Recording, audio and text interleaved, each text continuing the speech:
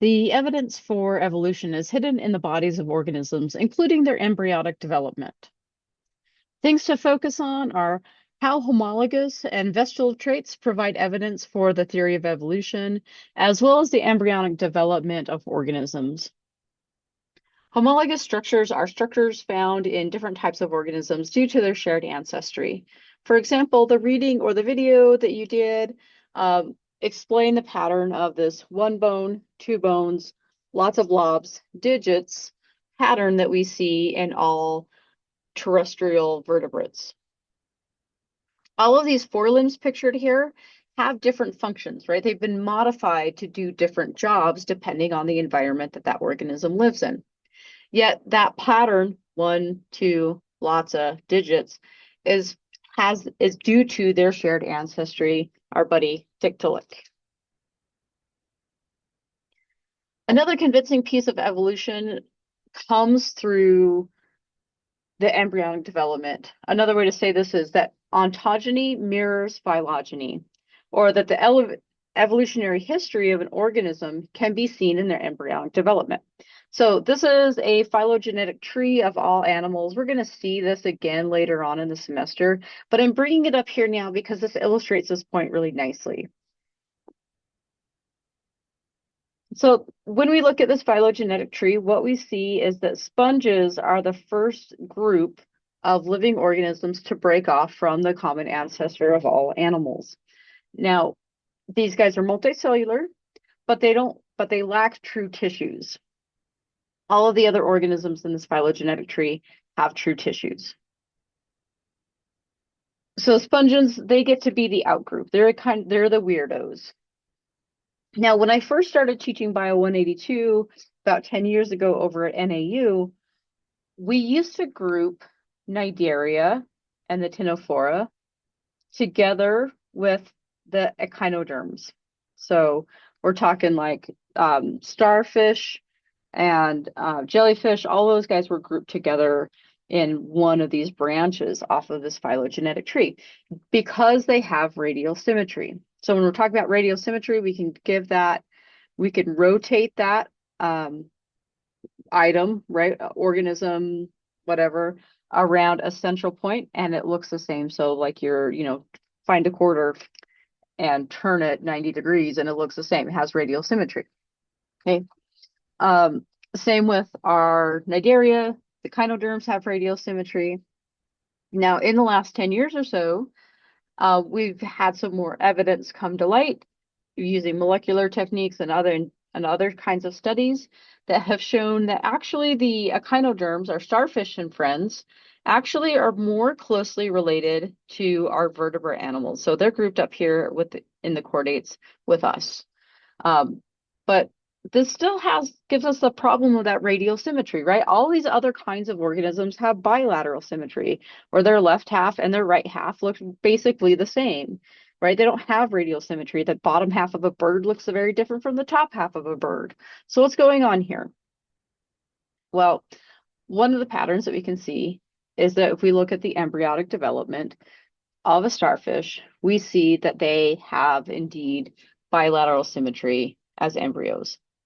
Now, when you were an embryo, you had pharyngeal gill slits on your neck. You had a postanal tail. Most humans lose that postanal tail, but we all lose our gills.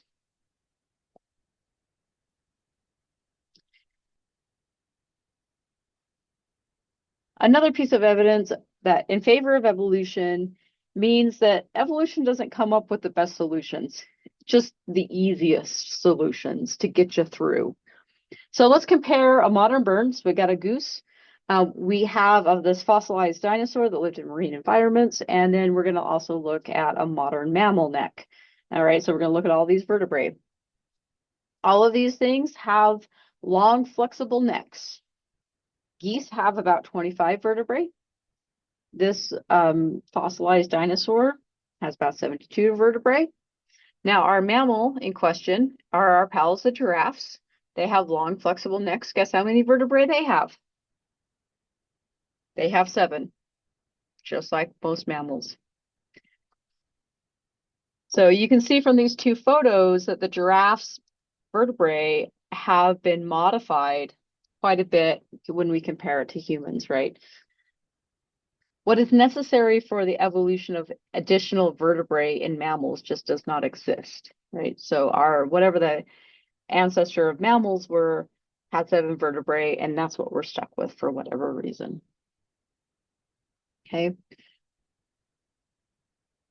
Another example of how evolution works more like a tinkerer than an engineer is the eyeball of vertebrates.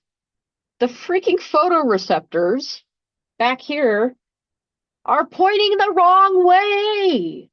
When the light hits the photoreceptor, it sends the signal away from the brain.